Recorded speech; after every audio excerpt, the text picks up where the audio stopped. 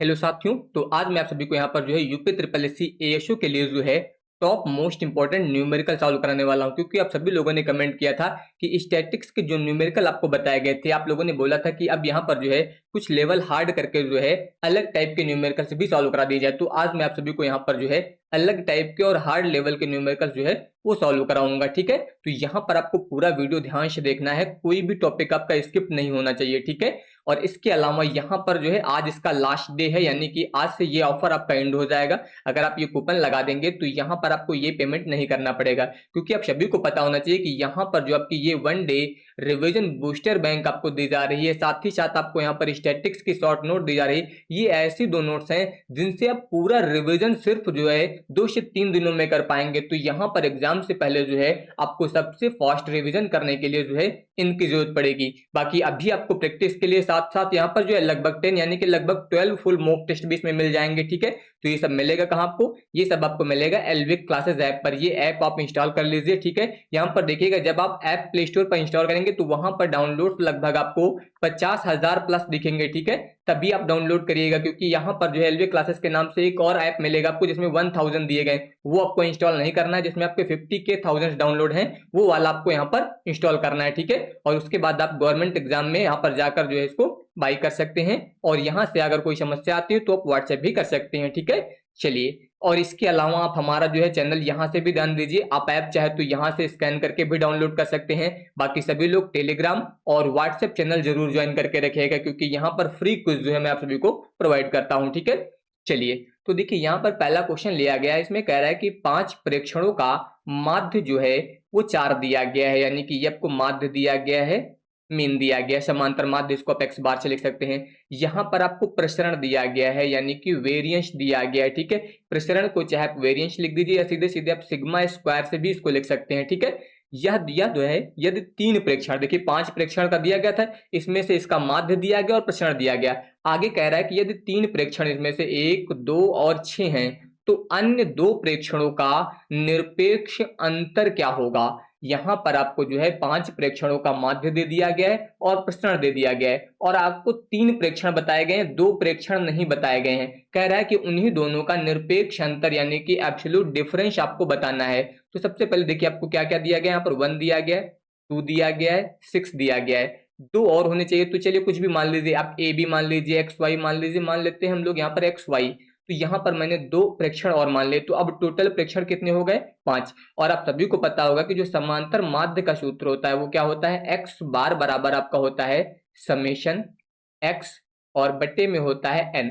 तो summation x का मतलब जो भी संख्या है इनका योग, यानी कि 1 + 2 + 6 + एक्स और प्लस वाई, इतना हो जाएगा। और बटे में एन का मतलब कितने प्रेक्षण थे? 5।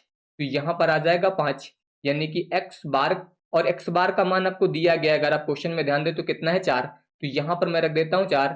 इनको आप ऐड कर लीजिए, देखिए तो ये हो जाएगा 2, 1, 3 और 6 मिलके हो जाएगा 9 प्लस एक्स प्लस वाई, और बट्टे में कितना दिया गया? 5 दिया गया है। अब अगर इस 5 का मैं इधर गुणा कर दूं तो ये कितना हो जाएगा? 20 हो जाएगा, और ये 9 इधर लाएंगे तो माइनस हो जाएगा, और बराबर में कितना हो जाएगा? एक्स प्लस वाई हो जाएगा। कुल मिला के एक्स प्लस वाई की जो वैल्यू आएगी, 20 से 9 घटा दीजिए 11। तो अभी यहाँ पर हम लोगों ने एक्स प्लस वाई की वैल्यू निकाल ली है, और आपको वैल्यू किसकी चाहिए? एक्स माइनस वाई की वैल्यू चाहिए। ये आप सभी को पता होना चाहिए। यहाँ पर हम लोगों ने निकाला क्या है? एक्स प्लस वाई, और आपको चाहिए वैल्यू किसकी? एक्स माइनस वाई की, क्योंकि इन दोनों का डिफरेंस चाहिए, और अभी हम लोगों ने यहाँ पर इन दोनों का योग निकाला है। ठीक है, चलिए, अब देखिए यहाँ पर हम लोगों ने इसको समांतर माध्य से सॉल्व किया है। अभी आपको यहाँ पर वेरिएंस यानी कि प्रसरण भी दिया गया है, और प्रसरण का सूत्र आप लोगों ने पढ़ा होगा, सिग्मा स्क्वायर बराबर होता है समेशन एक्स स्क्वायर बटे एन, और माइनस में होता है आपका एक्स बार स्क्वायर, ये फॉर्मूला होता है। तो अगर इसके अनुसार हल करें यहाँ पर, तो देखिए सिग्मा स्क्वायर का मान आपको दिया गया 5.2 प्रसरण बराबर, देखिए यहाँ पर क्या था? सिग्मा एक्स, तो हम लोगों ने इन सभी को जोड़ दिया था। यहाँ पर क्या है? सिग्मा एक्स स्क्वायर, मतलब आपको इन सभी का वर्ग जोड़ना है। तो देखिए 1 का स्क्वायर कर दीजिए, इसके बाद 2 का स्क्वायर हो जाएगा, 6 का स्क्वायर हो जाएगा, और साथ ही साथ यहाँ पर एक्स स्क्वायर और वाई स्क्वायर बनेगा, और बट्टे में फिर यहाँ पर कितना दिया गया है? बट्टे में आपका यहाँ पर n, यानी कि कितना लग जाएगा? 5 हो जाएगा, और माइनस में देखिए एक्स बार स्क्वायर है, यानी कि इसका स्क्वायर कर दीजिए 4 का, तो कितना आ जाएगा, ये 16 आ जाएगा। अब ध्यान दीजिए, अगर 16 आप इस तरफ लाएंगे इसमें तो जुड़ जाएगा, क्योंकि ये माइनस में इधर आएगा तो प्लस हो जाएगा। तो 16 में जब इसको आप जोड़ देंगे तो 16 5 कितना हो जाएगा, 21.2 इतना हो जाएगा। और यहाँ पर ये जो 5 है ये भी आपका गुणे में आ जाएगा इधर, तो ये 5 गुणे में लिख देते हैं। बराबर में देखिए आप इसका वर्ग करेंगे तो ये 6 चंग 36 हो जाएगा, 2 दूनी 4 हो जाएगा, यानी कि 36 और 40 और एक ये 41, ये कितना आ जाएगा 41। और इसके अलावा प्लस में आपका हो जाएगा x square plus y square. अब कुल मिला के यहाँ से हम लोगों को वैल्यू मिलेगी x square plus y square की। तो अब ध्यान दीजिए, अगर इसका आप गुणा कर दें तो यहाँ पर देखिए 5 दूनी 10 यानी कि 0 हो जाएगा।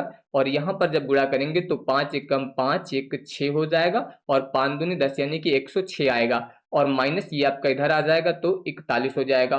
और यहाँ पर 41 जब घटा देंगे तो ये आ जाएगा 65। कुल मिला के अब आपके पास देखिए दो मान है, यहाँ पर एक एक्स प्लस वाई का है और एक आपका x square plus y square. अब दो समीकरण बन गए। कुल मिला के ये आपका पहला समीकरण मान लीजिए और ये दूसरा समीकरण मान लीजिए। इन दोनों को अब आपको सॉल्व करके x माइनस वाई का मान निकालना है, ठीक है। या फिर चाहे तो आप डायरेक्ट फॉर्मूला यूज कर लीजिए। डायरेक्ट फॉर्मूला क्या होता है, देखिए एक फॉर्मूला आप लोगों ने पढ़ा होगा, x माइनस वाई का होल स्क्वायर बराबर होता है 2x square plus y square इतना होता है, और माइनस में होता है x प्लस वाई का होल स्क्वायर। देखिए पेपर में आएगा तो बहुत ज्यादा टाइम लगेगा, आप सभी को पता है, तो इसका शॉर्ट तरीका भी होता है। लेकिन जब तक ये लॉन्ग तरीका आपको नहीं पता होगा तब तक आप शॉर्ट तरीके से इसको सॉल्व नहीं कर पाएंगे। यानी कि यहाँ पर हो सकता है अभी मैं बता दूं समझ जाए, लेकिन फिर आपको दिक्कत आएगी। इसलिए पहले लॉन्ग तरीका आप अच्छे समझ लीजिए, फिर शॉर्ट आपको अपने आप आ जाएगा, ठीक है। तो ये इतना हो गया। अब देखिए यहाँ पर हम लोगों को x माइनस वाई का मान निकालना है, तो x माइनस वाई का होल स्क्वायर बराबर इन सभी के मान रख दीजिए। देखिए 2 गुणे इसका मान आपको पता है 65 है, ये हो जाएगा। फिर इसके बाद माइनस एक्स प्लस वाई का मान कितना है 11, और 11 का स्क्वायर कर देंगे तो कितना आ जाएगा 121। कुल मिला के 65 का गुणा आप यहाँ पर कर दीजिए 2 में, ठीक है। तो 65 का गुणा 2 में करेंगे तो 130 हो जाएगा, और 130 से 121 घटाएंगे तो कितना आ जाएगा 9। देखिए ये x माइनस वाई का होल स्क्वायर है। अगर आप यहाँ से x माइनस वाई का निकालेंगे तो यहाँ पर 9 का क्या हो जाएगा, वर्गमूल हो जाएगा, और 9 का वर्गमूल कितना आ जाएगा 3। कुल मिला के इसका जो विकल्प नंबर बी दिया गया आपका 3, ये आपका सही हो जाएगा। तो इस तरीके से यहाँ पर आपको इसको सॉल्व करना रहेगा, ठीक है। बाकी यहाँ पर जो भी तरीका आपको आसान लगे, दो समीकरण है, आप इसमें से x की वैल्यू निकाल लीजिए, यहाँ पर रख दीजिए, तब भी आपको x का मान मिल जाएगा, और एक मान मिल जाएगा तो दूसरा आप ज्ञात कर सकते हैं। तो जो तरीका आपको सिंपल लगे मान निकालने के लिए आप उसको यूज कर सकते हैं, ठीक है। कोई जरूरत नहीं कि यही आप लगाएं, आपको जो आसान लगे वो आप यूज कर सकते हैं, ये ध्यान रखिएगा सभी लोग, ठीक है। अब इसके बाद आ जाइए अगले क्वेश्चन पर। अगला क्वेश्चन देखिए क्या दिया गया है यहाँ पर। देखिए इसमें कह रहा है कि किसी बंटन के लिए प्रथम 4 केंद्रीय आघूर्ण, जो पहले 4 केंद्रीय आघूर्ण होते हैं, उनके मान दिए गए। देखिए यहाँ पर किसी ने कमेंट किया था कि क्या मोमेंट से भी क्वेश्चन आएंगे। देखिए अगर मैं मोमेंट की बात करूं तो यह मोमेंट का मतलब यहाँ पर परिघात या केंद्रीय आघूर्ण की है, ठीक है। काफी बच्चों ने कमेंट किया था क्या सर मोमेंट से भी क्वेश्चन आएंगे। देखिए मोमेंट से क्वेश्चन, यहाँ पर मोमेंट अलग से कोई टॉपिक आपका नहीं दिया गया है, लेकिन आप सभी लोगों ने पढ़ा होगा कि आपको विषमता और कुर्टोसिस दो टॉपिक आपके उसमें दिए गए हैं, ठीक है। यहाँ पर विषमता और कुर्टोसिस, और दोनों के फॉर्मूले में यहाँ पर मोमेंट यूज होता है, इसलिए मोमेंट जरूर आप लोग एक बार रिवाइज कर लीजिएगा, ठीक है। क्योंकि दोनों के फॉर्मूले में मोमेंट का यूज होता है, यानी कि केंद्रीय आघूर्ण का यूज होता है, ठीक है। बाकी अलग से कोई टॉपिक यहाँ पर मोमेंट की बात नहीं की गई है, ठीक है। चलिए तो यहाँ पर किसकी बात हुई है, देखिए 4 आघूर्ण दिए गए, तो कह रहा है इस बंटन का कुर्टोसिस यानी कि बीटा 2 क्या होगा। तो बीटा 2 क्या होगा, और साथ ही पूछा गया है वक्र। ऐसे हमेशा आपको बीटा 2 दिया जाता था और केवल वक्र पूछा जाता था। अब की बार क्या है, पहले आपको बीटा 2 ज्ञात करना है, फिर आपको यहाँ पर बताना है कि कौन सा जो है वक्र होगा। तो बीटा 2 का पहले फॉर्मूला आपको पता होना चाहिए, ठीक है। तो बीटा 2 का फॉर्मूला क्या होता है, फॉर्मूला होता है μ4 बटे में हो जाएगा आपका μ2 का स्क्वायर, ये फॉर्मूला होता है। देखिए इसीलिए मैंने आप सभी को जो है, आप लोगों ने जो पेड बैच ज्वाइन किया है उसके साथ मैंने फॉर्मूला नोट्स भी दे दिए और उसमें कंप्लीट फॉर्मूले दिए गए हैं, इसीलिए मैंने उसको बोला कि आप पेपर से पहले जितनी बार हो सके रिवाइज करते रहिए सभी लोग, ठीक है। तो चलिए यहाँ पर देखिए, अब इसको अगर सॉल्व करेंगे तो μ4 का मान देखिए यहाँ पर कितना है, μ4 का मान आपको दिया गया है 48, तो इसका मान रख दीजिए आप 48 बटे में आ जाइए μ2 स्क्वायर है, तो यहाँ पर देखिए 4 दिया गया μ2 का मान, 4 का स्क्वायर कर देंगे कितना हो जाएगा 16, और अगर 16 से आप इसको भाग करेंगे तो 3 बार जाएगा, 16 3 48। तो कुल मिला के बीटा 2 की वैल्यू जो आ गई वो 3 के बराबर आ गई। और आप सभी को पता है कि जब बीटा 2 3 के बराबर होता है तो तो यहाँ पर जो वक्र होता है वो मेसोकर्टिक होता है। कैसा होता है?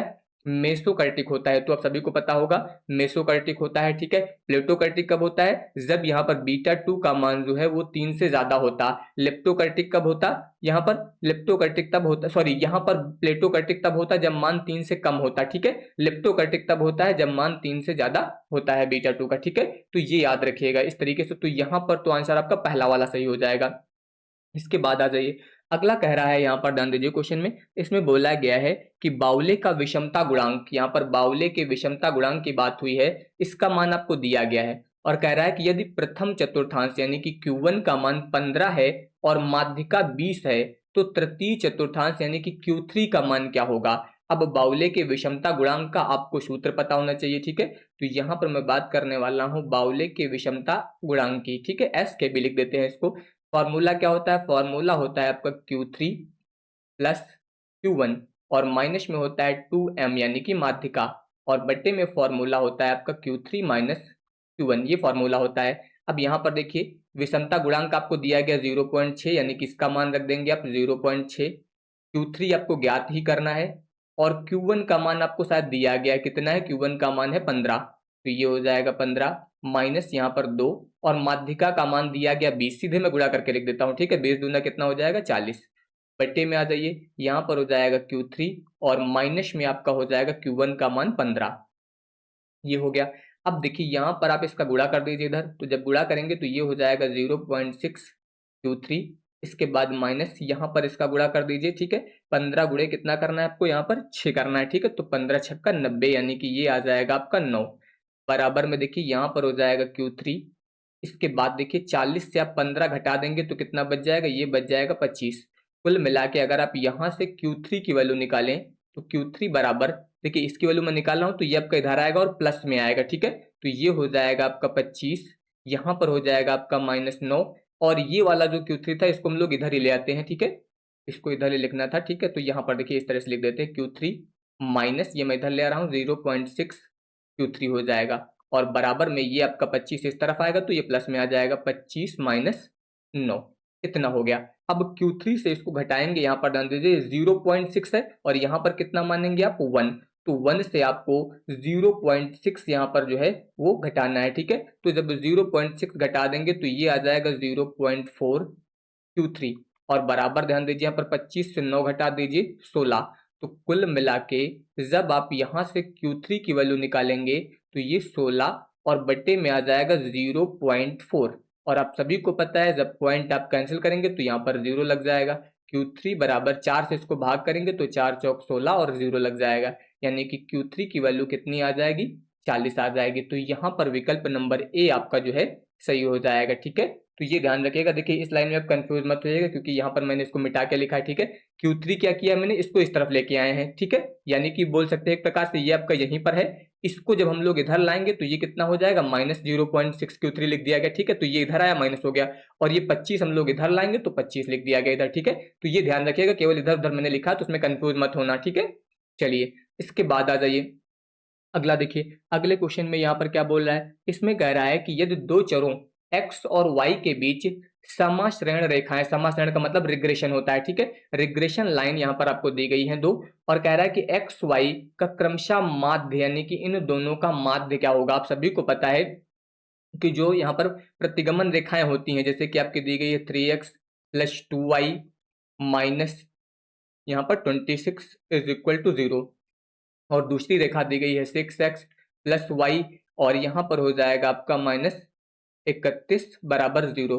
तो आप सभी को इन दोनों को सॉल्व करना है, समीकरण हल करना सभी को आना चाहिए। दोनों रेखाओं को हल करके x और y के जो मान आएंगे वही आपके यहाँ पर x बार और y बन जाएंगे, ठीक है। या फिर दूसरा तरीका होता है कोई भी एक समीकरण उठा लीजिए, उसमें मान रख के चेक कर लीजिए। जैसे कि मान लीजिए मुझे पहला वाला चेक करना है, ठीक है। तो पहला मान आपका x का होता है, ये मान आपका y का होता है। तो देखिए 3 गुणे x का मान, इसको रखेंगे डायरेक्ट मैं कर देता हूँ, ठीक है। तो x का मान अगर 4 रखेंगे तो ये कितना हो जाएगा 12 प्लस y का मान 7 रखेंगे तो कितना हो जाएगा 7 दूनी 14 -26 बराबर 0। अब देखिए 12 और 14 मिला के कितना हो जाएगा, 26 - 26 बराबर कितना आ जाएगा, 0। मतलब ये बिंदु संतुष्ट कर रहा है, इस समीकरण को संतुष्ट कर रहा है, मतलब ये इसका आंसर हो जाएगा सीधे। अब आपको दूसरा चेक करने की जरूरत भी नहीं है कि अगर ये संतुष्ट हो गया है तो ये भी अब आपका संतुष्ट हो ही जाएगा, ठीक है। यहाँ पर भी आप रख के चेक कर लीजिएगा, तो ये आ जाएगा 4 छंग 24 और प्लस 7, 24 7 31 हो जाएगा, 31 से 31 घटाएंगे 0 हो जाएगा। तो कुल मिला के ये पहला विकल्प हो जाएगा। तो चाहे तो आप विकल्प के माध्यम से सर्च कर लीजिए या इन दोनों को हल कर लीजिए, एक्स वाई के मान निकाल लीजिए, वहां से भी आपको आंसर मिल जाएगा, ठीक है।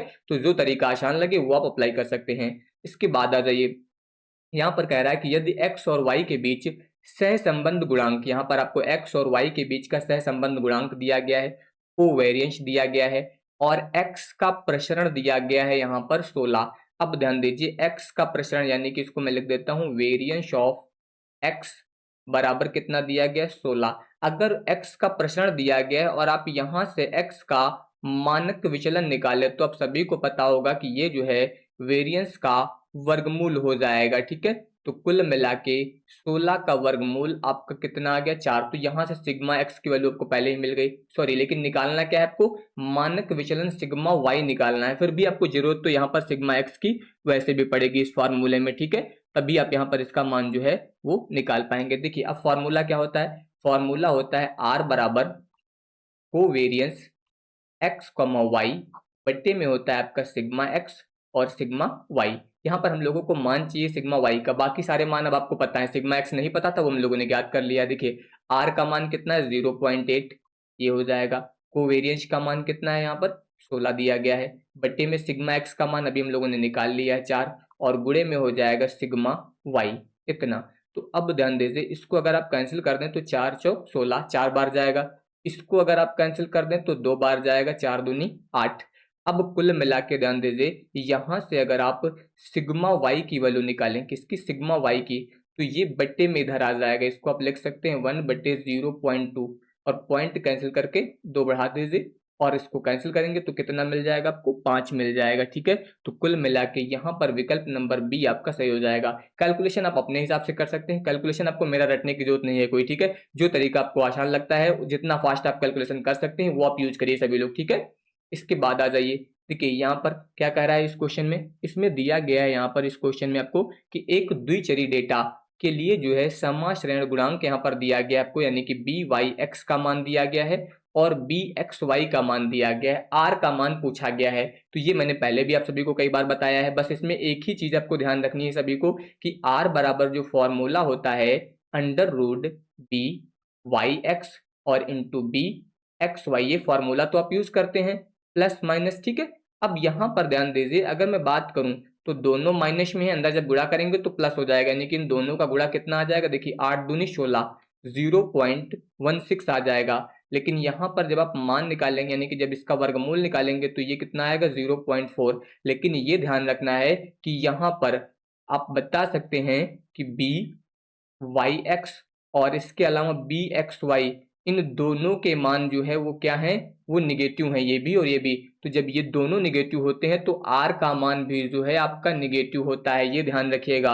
यानी कि अगर दोनों समाश्रण गुणांक निगेटिव हैं तो आपका सहसंबंध गुणांक आर भी निगेटिव ही होगा। कुल मिला के यहाँ से जो आर की वैल्यू ले जाएगी वो 0.4 माइनस में ले जाएगी, ये ध्यान रखिएगा, क्योंकि यहाँ पर मान प्लस वाला भी होगा और माइनस वाला भी होगा। तो सही कौन सा होगा, वो माइनस वाला सही होगा, ये याद रखिएगा। तीनों के मान जो है हमेशा वो एक ही चिन्ह में होनी चाहिए, अगर तीनों माइनस में है तो तीनों माइनस में होंगे, अगर प्लस में है तो प्लस में होने चाहिए, ठीक है। तो ये ध्यान रखिएगा इसके बारे में। अगला देखिए, अगला कह रहा है कि 10 छात्रों के एक समूह के लिए कोटि सहसंबंध गुणांक यानी कि रैंक कोरिलेशन कोएफिशिएंट की गणना करते समय उनके रैंक के अंतरों के वर्गों का योग दे दिया गया, कितना, 33 पाया गया, और कोटि सहसंबंध गुणांक आर ज्ञात कीजिए। तो इसका तो फॉर्मूला आप सभी को पता होना चाहिए। फॉर्मूला क्या होता है, आर बराबर 1 - 6 समेशन टी स्क्वायर बटे में आपका होता है एन स्क्वायर माइनस 1। तो ये हो जाएगा आपका 1 माइनस, देखिए यहाँ पर हो जाएगा 6। अब की बार यहाँ पर समेशन डी स्क्वायर डायरेक्ट दिया गया है तो यहाँ पर सीधे सीधे आप 33 लिख दीजिए, और बटे में एन का मान देखिए कितना है, 10।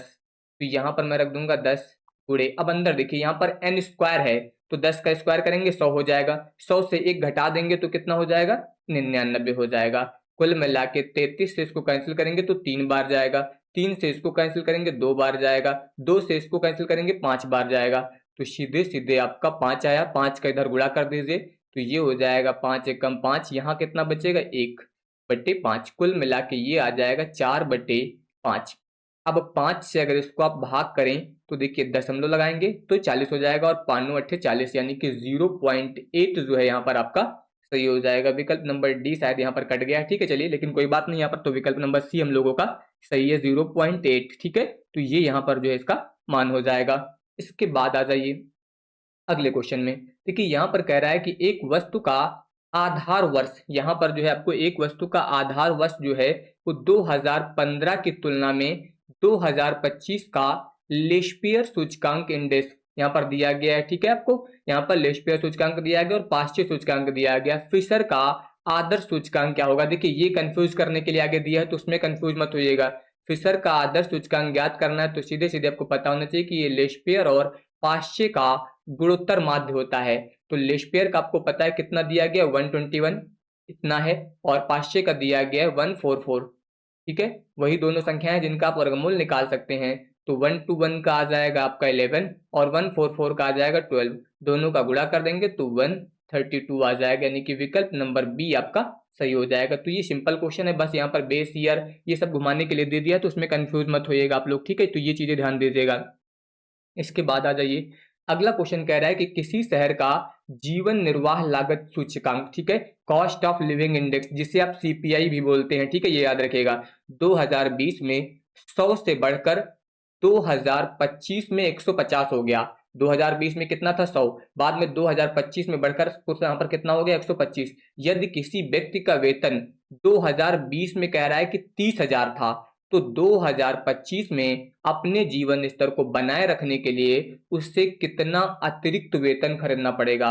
तो अतिरिक्त वेतन कितना चाहिए, इसके लिए पहले आप नया वेतन पता कर लीजिए, तभी आप बता पाएंगे कि यहाँ पर जो है अतिरिक्त वेतन उसे कितना चाहिए। और नया वेतन ज्ञात करने के लिए सीधे सीधे यहाँ पर आप यूज करेंगे पुराना वेतन, पुराना वेतन गुणे हो जाएगा आपका नया सूचकांक, पुराना वेतन गुणे नया सूचकांक, और बटे में हो जाएगा आपका यहाँ पर जो है पुराना सूचकांक। ये फॉर्मूला यूज कर लीजिए, पुराना सूचकांक, ठीक है। और यहाँ पर जो है आप इसको यूज करेंगे तो देखिए यहाँ पर पुराना वेतन कितना था उसका 30,000 ये आपको दिया गया है, तो ये हो जाएगा 30,000 और गुणे नया सूचकांक कितना है, नया सूचकांक जो है आपका ध्यान दीजिए 2025 में कितना हो गया है 150, तो ये नया सूचकांक हो गया आपका 150। और पुराना सूचकांक कितना था 100, तो ये हो जाएगा 100।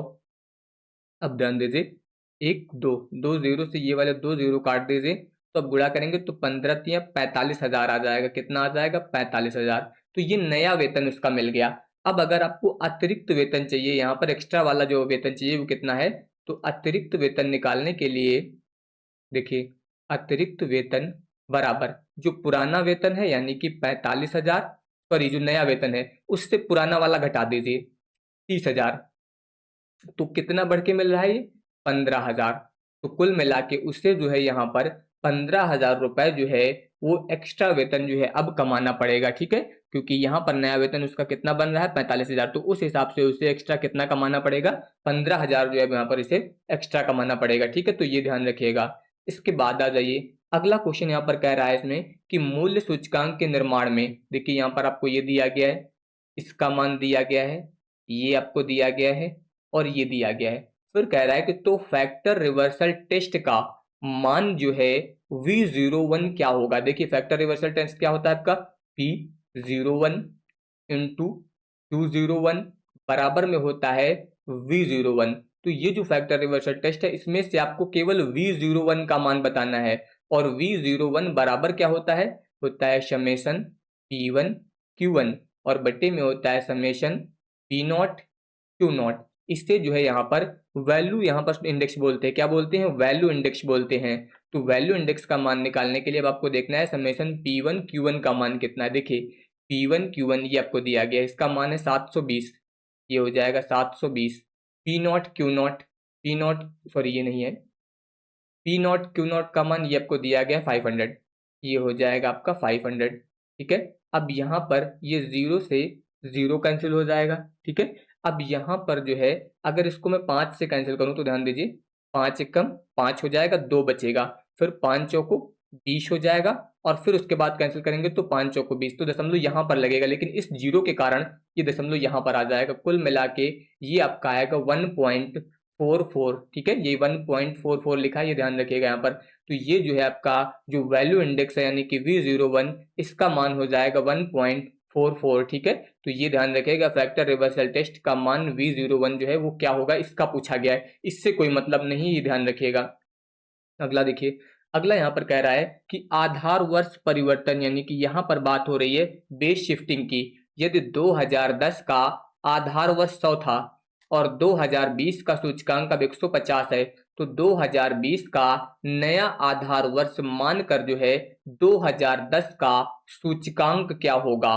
तो 2010 का यहाँ पर आपको सूचकांक बताना है, तो ध्यान दीजिए यहाँ पर अब आप ज्ञात करिए नया सूचकांक। क्या ज्ञात करेंगे यहाँ पर, नया सूचकांक ज्ञात करेंगे, और नया सूचकांक ज्ञात करने के लिए आप यूज करेंगे यहाँ पर पुराना सूचकांक, पुराना सूचकांक, और बट्टे में हो जाएगा नए आधार वर्ष का पुराना सूचकांक, नए आधार वर्ष का ओल्ड इंडेक्स समझ लीजिएगा। ठीक है, नए आधार वर्ष का ओल्ड इंडेक्स। ठीक है, और गुणे यहाँ पर हो जाएगा 100। अब इसमें मान रखिए, देखिए पुराना सूचकांक कितना था, पुराना सूचकांक जो था वो 100 था, तो ये हो जाएगा 100, और नए आधार वर्ष का सूचकांक कितना है, तो ध्यान दीजिए यहाँ पर जो नया आधार वर्ष है 2020 का सूचकांक कितना है, 150, ये हो जाएगा 150, और गुणे में हो जाएगा 100। तो अब यहाँ पर अगर आप ध्यान दें तो ये 0 से सीधे सीधे 0 कैंसिल कर दीजिए। ठीक है, और 0 से 0 कैंसिल करने के बाद यहाँ पर इसको आप कैंसिल कर सकते हैं, 5 दूनी 10 और 5 तें 15, कुल मिला के अगर इसका आप गुणा कर दें तो 200/3 हो जाएगा, और 3 से अगर इसको भाग करेंगे तो 3 छंग 18, 3 छंग 18, अब यही आता रहेगा, इसको 6-7 लिख सकते हैं, तो 66.67 जो है यहाँ पर ये आपका इंडेक्स का मान आ जाएगा। ठीक है, तो इस तरीके से आप यहाँ पर इसको ज्ञात कर सकते हैं। अगला देखिए, अगला कह रहा है कि y का x पर समाश्रयण गुणांक, यहाँ पर BYX का मान दिया गया 1.2, x का y के मूल ऑरिजिन और पैमाने को जो है क्रमशः यहाँ पर देखिए u बराबर दिया गया है x - 5/2। अगर यहाँ से आप x की वैल्यू निकाल लें, देखिए x की वैल्यू निकालेंगे तो 2 इधर गुणे में आ जाएगा, कुल मिला के x बराबर बनेगा, देखिए ये 2u और 5 इधर आएगा तो ये हो जाएगा प्लस का 5। ठीक है, इतना आ गया, और इसके अलावा इसी तरह से जो दूसरा दिया गया v बराबर है y - 10 और बट्टे में दिया गया है 3। यहाँ से अगर हम लोग y की वैल्यू निकाल लें तो 3 इधर गुणे में आ जाएगा, तो ये हो जाएगा 3v, और 10 इधर आएगा तो प्लस में हो जाएगा 10। कुल मिला के यहाँ पर जब पैमाना ज्ञात करेंगे तो जो 2 के गुणे में होता है, जो x का मान होता है, यहाँ पर x बराबर कितना है 2u, तो x के मान वाला जो आपका पैमाना होता है उसको हम लोग किससे लिखते हैं, उसको लिखते हैं h से, ये याद रखिएगा। ये पैमाना कितना होता है, h बराबर यहाँ पर कितना बन जाएगा 2। ठीक है, इसकी तुलना h से होती है, और ये आपका जो यहाँ पर पैमाना होता है इसको हम लोग लिखते हैं k से, तो k की वैल्यू हो जाएगी 3। तो यहाँ पर अब आपको h और k मिल गया। अब फॉर्मूला याद होना चाहिए, फॉर्मूला क्या होता है, फॉर्मूला होता है BYX बराबर k/h, और इनटू में होता है BVU। ठीक है, VU का ही समाकलन आपको ज्ञात करना था, अगर XY होता तो यहाँ पर UV हो जाता। ठीक है, ये ध्यान रखिएगा। अब इसका मान आपको दिया गया 1.2, तो यहाँ पर आप रख दीजिए 1.2, K का मान आपने ज्ञात किया है 3, H का मान आपने ज्ञात किया है 2, और गुणे में है आपका BVU। अब बस इसको आपको सॉल्व कर लेना है, तो ध्यान दीजिए BVU बराबर, जब ज्ञात करेंगे तो 2 इधर गुणे में आ जाएगा, या फिर इसको सीधे मैं कैंसिल कर देता हूँ, ध्यान दीजिए 3 चौक 12, और 2 का गुणा इधर 4 में कर देंगे तो 0.8 आ जाएगा, यानी कि विकल्प नंबर बी यहाँ पर जो दिया गया है 0.8, ये आपका यहाँ पर सही हो जाएगा। तो इसमें तो कोई दिक्कत अब होने वाली नहीं है। ठीक है, ये तो आप सभी को समझ में आ गया होगा। अब इसके बाद देखिए, अगला क्वेश्चन कह रहा है कि एक डेटा सेट के लिए y का प्रसरण दिया गया, यहाँ पर लिखा गया sy² बराबर 25। यदि x और y के बीच सह संबंध गुणांक r का मान आपको दिया गया इतना, तो अनुमानित मानक त्रुटि यानी कि यहाँ पर जो है आपको स्टैंडर्ड एरर ऑफ एस्टिमेशन जो है यहाँ पर ज्ञात करना है। तो यहाँ पर ध्यान दीजिए, आपको मान ज्ञात करना है स्टैंडर्ड एरर ऑफ एस्टिमेट, इसको लिखते हैं sy.x से। अब इसका फॉर्मूला पता होना चाहिए। फॉर्मूला क्या होता है? फॉर्मूला होता है sy, इसके अलावा इंटू, सॉरी यहाँ पर इंटू होगा, sy into √1 minus r square. बस अगर ये फॉर्मूला याद है तो फिर कहीं पर कोई दिक्कत नहीं होगी, क्योंकि आप सभी को पता है कि यहाँ पर आपको दिया गया है sy² बराबर 25। तो अगर sy² बराबर 25 है तो आप सभी को पता है कि sy का मान यहाँ से आपको कितना मिल जाएगा? 5 मिल जाएगा। तो फिर तो कोई दिक्कत ही नहीं है, ठीक है। अब इसकी वैल्यू यहाँ पर रख दीजिए, तो ये आ जाएगा 5 गुणे √1 माइनस आर का मान आपको दिया गया 0.6।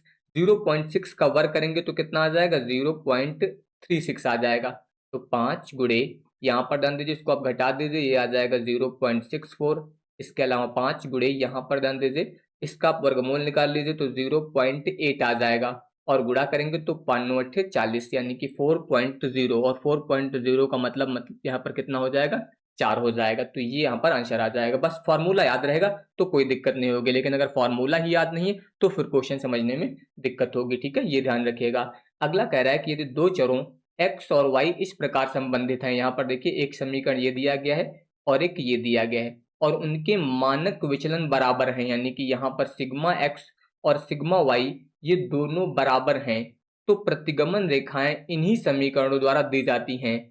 तो r का मान ज्ञात करें। तो यहाँ पर आपको r का मान ज्ञात करना है। देखिए r का मान ज्ञात करने के लिए फॉर्मूला क्या होता है?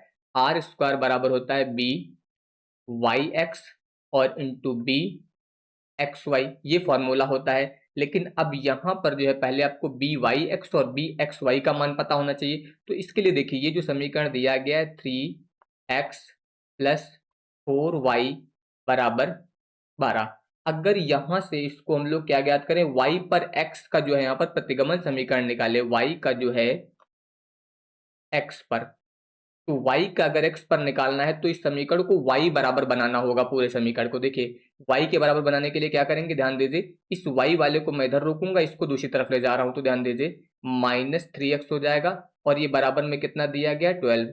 अभी यहाँ पर 4 भी है y के साथ, तो ये 4 इसके बट्टे में आ जाएगा यहाँ पर और यहाँ पर। कुल मिला के y बराबर ये बन जाएगा माइनस, अगर इसको मैं 4 से भाग कर दूं तो कितना आ जाएगा? ध्यान दीजिए 0.4 और 4 पंचे 20, 0.75 आ जाएगा, ठीक है, इतना x और प्लस 4 3 12। अब अगर आप तुलना करें तो ये मान आपको मिल जाएगा किसका? ये मान आपका हो जाएगा यहाँ पर ध्यान दीजिए by(x) का, ठीक है। इस प्रकार से तुलना करके आप यहाँ से इसका मान जो है वो निकाल लेंगे, ठीक है। तो इसमें तो कहीं पर कोई दिक्कत आएगी नहीं, ये मान आप डायरेक्ट यहाँ पर इतना निकाल लेंगे। अब इसी तरह से सेम आप x का y पर निकाल लीजिए। इसके लिए देखिए दूसरा समीकरण है, यहाँ पर है आपका 4x + 3y बराबर 12। तो यहाँ से अब की बार x वाले को रोक लीजिए, बराबर देखिए 3y इधर जाएगा आपका, तो ये हो जाएगा 3y माइनस में, और ये प्लस का 12 दिया गया है, 4 इधर बट्टे में आ जाएगा, तो यहाँ पर भी 4 आ जाएगा, यहाँ पर भी 4 आ जाएगा। x बराबर भाग करेंगे तो यहाँ पर भी वही आएगा 0.75 y, और प्लस में हो जाएगा 4 3 12। कुल मिला के ये वैल्यू जो आई है अब की बार ये bxy की आ गई। अब दोनों का मान पता है आपको, byx का मान भी पता है, bxy का मान भी पता है, तो r² बराबर ये आपका 0.75 मान किस में है? माइनस में। इसका मान रखेंगे तो 0.75 ये मान भी किस में है? माइनस में है। और ये मान आपका r² बराबर इतना आया है, किसके बराबर आया है? r²। तो जब r निकालेंगे और इसका वर्गमूल निकालेंगे तो कितना बन जाएगा? 0.75 बन जाएगा, ठीक है। और ये मान जब वर्गमूल निकालते हैं तो आप सभी को पता है प्लस माइनस में आता है, लेकिन मैंने आप सभी को क्या बताया है कि प्रतिगमन की जब भी बात होगी तो अगर दो के मान यानी कि byx और bxy का मान माइनस में है तो r का मान भी आपका हमेशा माइनस में ही लिया जाएगा। तो ये ध्यान रखिएगा, यानी कि 0.75 जो है ये कौन सा लिया जाएगा? माइनस वाला लिया जाएगा। इसमें कंफ्यूज मत होना कि यहाँ पर प्लस माइनस आया है, क्योंकि इन दोनों के मान निगेटिव हैं, ये भी आपका निगेटिव है, ये भी निगेटिव है, तो फिर r का मान भी आपका निगेटिव ही आएगा। ये कई बार मैं बता चुका हूं, ठीक है। तो कंफ्यूज बिल्कुल मत होना। अगले क्वेश्चन पे आ जाइए। अगले क्वेश्चन में देखिए क्या कह रहा है कि दो समूहों का माध्य समान है, यहाँ पर क्या बताया गया कि दो समूह हैं जिनके माध्य समान है, यानी कि उस माध्य का मान कितना दे दिया गया 15।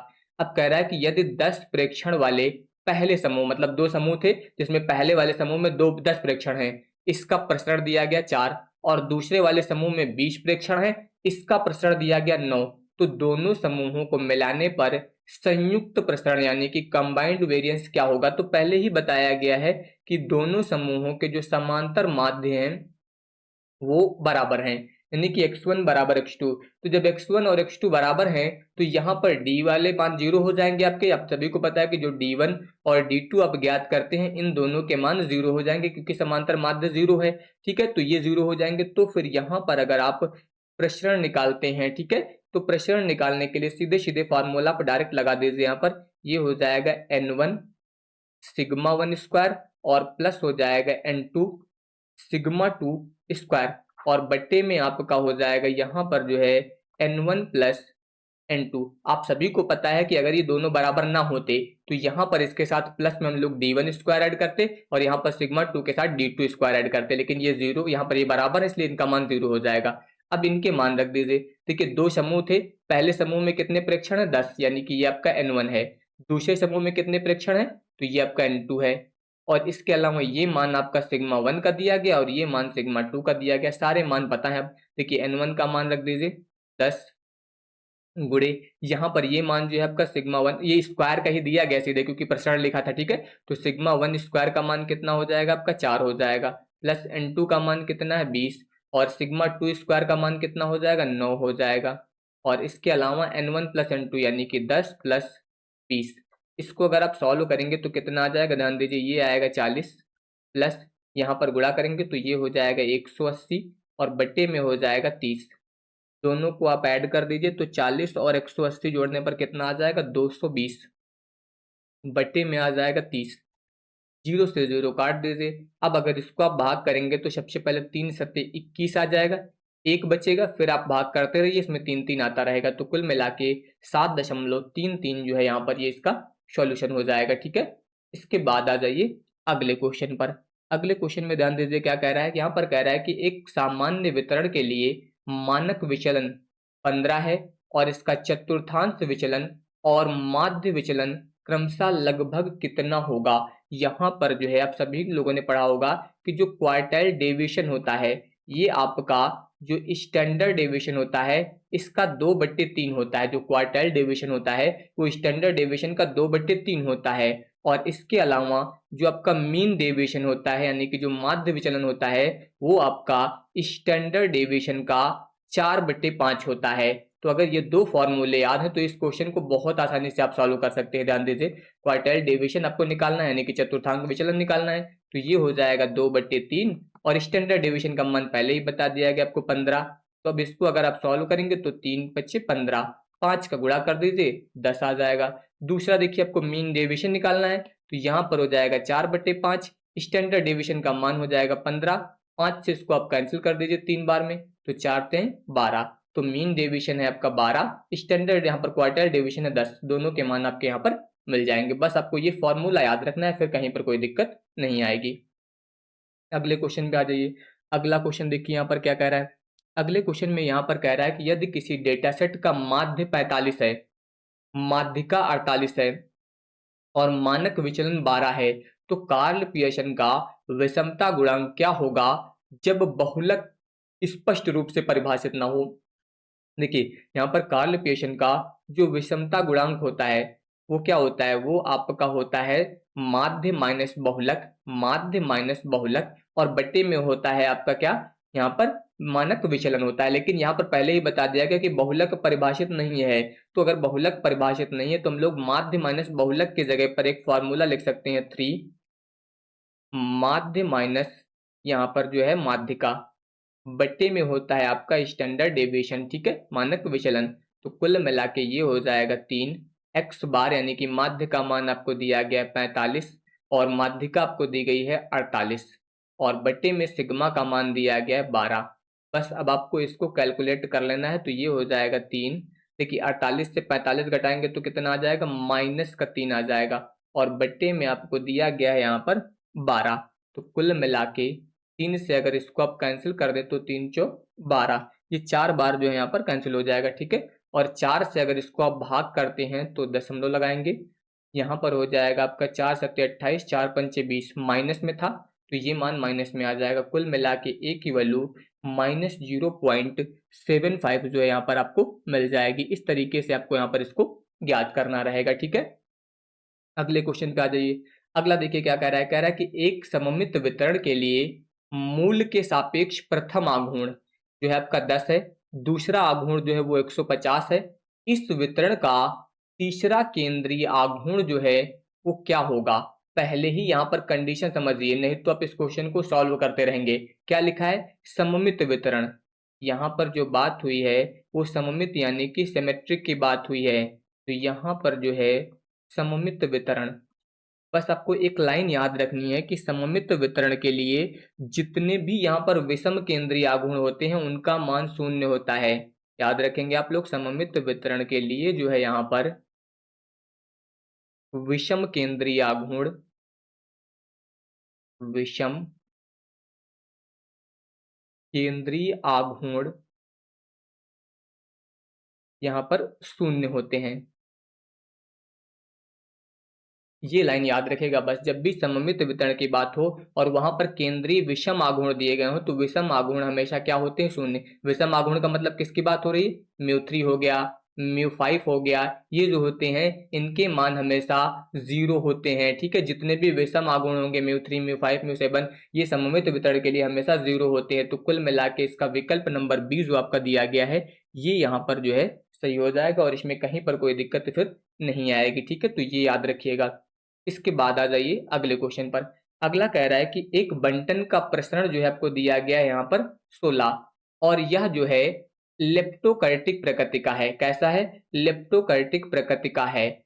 इसके चौथे केंद्रीय आघूर्ण यानी कि μ4 का संभावित मान निम्नलिखित में से कौन होगा? पहले ही बोल दिया गया है, यहाँ पर संभावित मान पूछा गया है। आप सभी लोगों ने पढ़ा होगा कि β2 बराबर फॉर्मूला होता है μ4 बटे μ2 का होल स्क्वायर, ठीक है, ये होता है। अब लेप्टोकर्टिक बोला गया, लेप्टोकर्टिक का मतलब होता है कि जो β2 है वो क्या होगा? 3 से बड़ा होगा, ठीक है। ये क्वेश्चन में पहले ही बता दिया गया कि यह लेप्टोकर्टिक है। तो लेप्टोकर्टिक की प्रकृति क्या होती है कि β2 3 से बड़ा होगा। β2 क्या होगा? 3 से बड़ा, और β2 का मान ये होता है। तो β2 की जगह पर अगर ये वाला मैं मान रख दूं यानी कि μ4 और बट्टे में हो जाएगा μ2 स्क्वायर इज ग्रेटर देन कितना बनेगा? 3। ये समझ गए? β2 की जगह पर मैंने इसके फॉर्मूले से मान रख दिया। अब यहाँ पर आपको मान रखना है, तो μ4 तो आपको ज्ञात ही करना है, तो ये हो जाएगा μ4 और बट्टे में μ2 का मान दिया गया है। यहाँ पर ध्यान दीजिए कितना था, यहाँ पर जो है कुछ दिया गया था, ये तो आपका वेरिएंस था 16, और इसके अलावा हाँ यहाँ पर ध्यान दीजिए जो 16 वेरिएंस है यही आपका μ2 बनेगा। तो आप सभी को पता ही होना चाहिए कि μ2 यानी कि जो द्वितीय केंद्रीय आघूर्ण होता है ये आपका प्रसरण के बराबर होता है, ठीक है। ये याद रखेगा, μ2 जो होता है वही प्रसरण के बराबर होता है। तो कुल मिला के ये मान आपका μ2 का ही मिल जाएगा। तो ये हो जाएगा 16 का स्क्वायर इज ग्रेटर देन 3। तो यहां से जब आप μ4 निकालेंगे तो ग्रेटर देन, देखिए 16 का स्क्वायर इधर गुणे में आ जाएगा, तो 16 का जब आप वर्ग करेंगे तो 256 आएगा, और गुणे में कितना है? 3, यानी कि μ4 इज ग्रेटर देन, इसका गुणा कर दीजिए यहाँ पर, तो ये हो जाएगा 8, 3 छंग 18, 3 पच्चे 15, 1 16, 3 दूनी 6 7। तो μ4 का मान जो होगा वो 768 से ज्यादा होगा। अब यहाँ पर देखिए ये आपका 768 दिया गया, इससे ज्यादा आपका केवल एक ही मान है 800। तो कुल मिला के जो μ4 का संभावित मान होगा वो 800 होगा। ये ध्यान रखिएगा कि आपने यहाँ पर ज्ञात किया और 768 आ गया तो ये आपने टिक कर दिया। ये टिक नहीं होगा क्योंकि μ4 की वैल्यू जो है वो 768 से ज्यादा है और इससे ज्यादा केवल एक ही वैल्यू है आपकी, वो 800 है। तो यहाँ पर संभावित मान पूछा गया था ना, तो संभावित मान कितना हो जाएगा? 800। तो ये फॉर्मूला यहाँ पर लगाएंगे तो इससे आपको यहाँ पर ये क्वेश्चन का जो है सोल्यूशन मिल जाएगा, ठीक है। इस तरीके से आप इसको ज्ञात करेंगे। अगले क्वेश्चन पे आ जाइए। अगला कह रहा है कि सूचकांकों के वृत्तीय परीक्षण यानी कि जो सर्कुलर टेस्ट होता है इसको संतुष्ट करने के लिए आपका P01, P12 और P201 का मान क्या होना चाहिए? तो सबसे पहले सर्कुलर टेस्ट की बात करें तो फॉर्मूला होता है P01 गुणे P, यहाँ पर होता है आपका 12 और इनटू में होता है P20 बराबर 1। ये आपका सर्कुलर टेस्ट का जो है फॉर्मूला होता है। तो अब आपको P01 का मान तो पता ही है 1.5, P12 का मान पता है 1.2, इसका पूछ रहा है कि क्या होना चाहिए, तो इसका हम लोग निकाल लेते हैं 20 का बराबर 1। तो जब यहां से आप P20 की वैल्यू निकालेंगे तो 1 बटे ये दोनों कहां पर आ जाएंगे, ये दोनों जो है इसके बट्टे में आ जाएंगे। कुल मिला के इसका चाहे तो आप गुणा कर दीजिए, 12 पंचे 60 और फिर 12 एकम 12 6 18, इतना हो जाएगा। ठीक है, और 2 अंक पे दशमलव लग जाएगा तो 1.8 बन जाएगा।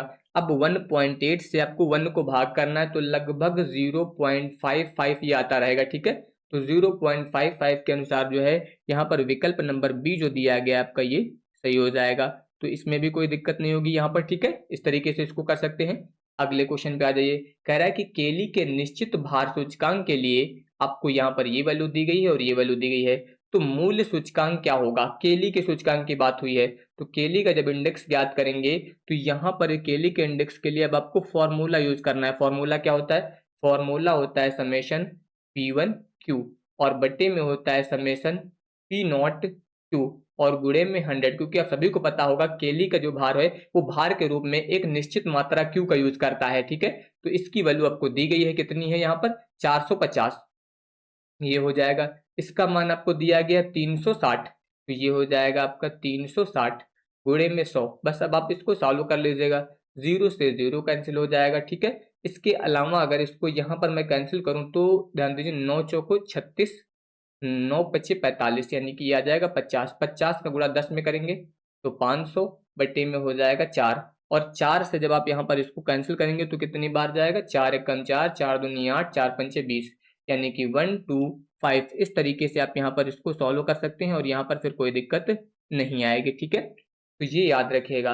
इसके बाद देखिए यहाँ पर कह रहा है श्रृंखला, ये क्वेश्चन अब आपको करना है क्योंकि मैंने अभी आपको बताया था यहाँ पर नया सूचकांक निकालना। ठीक है, तो यहाँ पर अब जो है नए सूचकांक को आपको निकालना है। ये क्वेश्चन मैं अब आपके लिए छोड़ रहा हूँ क्योंकि इस तरह के मैंने 2 क्वेश्चन आज ही बताए हैं, तो ये क्वेश्चन अब आपको यहाँ पर करना रहेगा। ठीक है, इसके बाद आ जाइए। अगला कह रहा है यहाँ पर कि फिशर का आदर्श सूचकांक समय उत्क्रमणीयता परीक्षण को संतुष्ट करता है यदि P01 इतना है और P10 का मान क्या होगा। तो ये अब सभी को पता होना चाहिए, टाइम रिवर्सल टेस्ट की बात हो रही है। टाइम रिवर्सल टेस्ट का मतलब P01 गुणे P10 बराबर यहाँ पर कितना होता है 1। एक की वैल्यू आपको दी गई है यहाँ पर 01 की वैल्यू कितनी है 1.6 और दूसरे की वैल्यू आपसे यहाँ पर पूछ रहा है, तो ये नहीं निकाल पाएंगे आप लोग, बहुत आसानी से निकाल पाएंगे क्योंकि यहाँ पर केवल और केवल डिवाइड करना है, यानी कि P10 जब निकालेंगे तो 1 बटे ये कितना आ जाएगा 1.6। अगर आप चाहें तो यहाँ से पॉइंट कैंसिल कर दीजिए, 0 बढ़ा लीजिए। अब इसको अगर आप कैंसिल करते तो 2 पंचे 10, 2 अठे 16, और भाग करना चाहे तो यहाँ पर आप 8 से इसको भाग कर दीजिए, लगभग 0.8 48, 8 दूनी 16, 8 पंच 40, यानी कि 0.625 यहाँ पर जो है लगभग आ जाएगा। तो इस तरीके से ये क्वेश्चन जो है आप लोग यहाँ पर सॉल्व करेंगे। ठीक है, तो यहाँ पर इतने क्वेश्चन मैंने सॉल्व करा दिए हैं आज, और आज मेरा स्वास्थ्य थोड़ा ज़्यादा ठीक नहीं है इसलिए मैं इतने ही क्वेश्चन पे आज यहाँ पर क्लास बंद करूंगा। ठीक है, बाकी आगे के क्वेश्चन जो है वो मैं नेक्स्ट क्लास में सॉल्व कराऊंगा। बाकी सभी लोग चैनल को जरूर सब्सक्राइब कर लीजिएगा। धन्यवाद।